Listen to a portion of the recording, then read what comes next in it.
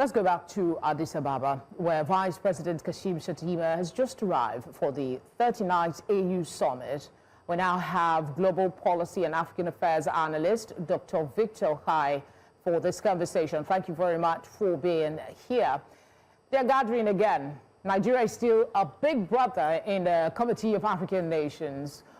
What are the discussions you expect the Vice President to initiate in these 2 days that will be there?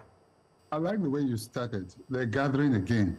And the reason I'm laughing is because that is all they do, year on, year out, you know. I don't know if there's anything new that's going to come out of this. When I look at that the EU has been pushing forward, and I look at the various items of the agenda, for me, they're aspirational, but I don't see the will, you know, to implement them among our leaders. EU, I've always argued, has remained a toothless bulldog. And yes, they will gather, they will talk. I'm not being pessimistic, but I don't see anything new that's going to come out of it, quite frankly. Yeah, but this could be pivotal, don't you think? I mean, we keep going until we find a solution, as they say. Numerous declarations have come of these summits in the past 39 years. What's your thought about what could come out from this particular one? I mean, we need the pool to be open so we could have some policy conversations. Yeah, no, it's fine. We're going to do that. I wasn't closing the conversation. Obviously, we're still going to talk. Yeah, but I mean, what are the issues that you know, pertinent right now? Number one is security.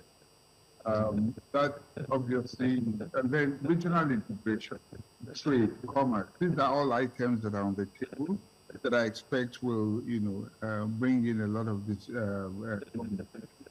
And I mentioned, you know, and good governance is just for that. It's also very, very important. With the spate of coups that are taking place and happening on the continent, we want to ask ourselves, what is responsible for it? Is it that the military just want to take over? The truth is, no, it's not easy for the military to just come and strike anywhere or take over, unless there is a loophole, you know, in the ruling class among them, you know, so-called democracies, where you find gerontocrats. I want to call them gerontocracies, you know, people who are in power for over 40 years, and the leaders are not talking to them. I remember during the time of the President, we had this peer review mechanism where presidents will, you know, among peers, they'll be able to advise themselves, talk to themselves, and knock sense into one another's heads, or, if you like, advise each other. That, or hold themselves accountable. That has been missing for a very long time right now. So that's one of those items there. So on the issue of security, what are we doing to make sure? I mean, Nigeria led the way during with ECOWAS. That was the original security force, like no other, probably one of the first in the world. Its intervention in the wars in Liberia, Sierra Leone, and you know, and Liberia and Sierra Leone were legendary. I mean, we have to, that is something that no one can ever wish away. You know, so do we have that kind of leadership in the AU? Are we able to intervene and help countries that are in war? Look at what's happening in DRC, look at what's happening in DRC, for instance, with the accusation. Among them, you find Burundi, Uganda, Rwanda involved in the war, one way or another. Each 29. Look at the situation in Sudan. These are items I expect to be on the table. Well, what about coups? Doc, what about coups? We've had quite a bit of them in recent years, and we've had some countries pull out of the AU and form their own regional body. What actual declarations do you expect from this summit to show that the AU is not going to continue the part of backing without actual action to, you know, support their position? Never to back and fight.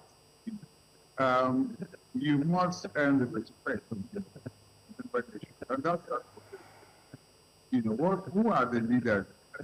What have they been able to do? Many of them are just, you know, dancing along with the West, when whichever way, you know, they think favors them. I dare say individually, not just nationally, you know, or as a continent. And that's what's responsible for where we are right now. The coups, obviously, the military is never an alternative, or it's never a better alternative to democracy.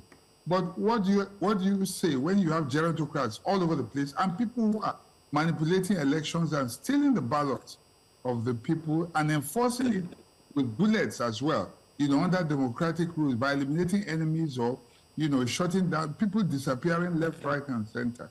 Look at the case in Tanzania, for instance, a woman who was, you know, somehow became president. She was vice president because the head of state, Magufuli, died. She has assumed power, you know, by sheer providence, and has gotten there now and become a tyrant.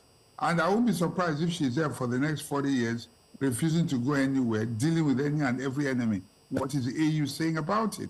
And that's why I miss this the peer review mechanism that was present during Obasanjo's time. You know, so it's because there has been no action. It's because of the lack of sincerity on the part of the various leaders for their own very selfish reasons. Yeah, we keep talking. Hopefully things will improve. Let's see what comes out of this meeting. Thank you very much for speaking with us.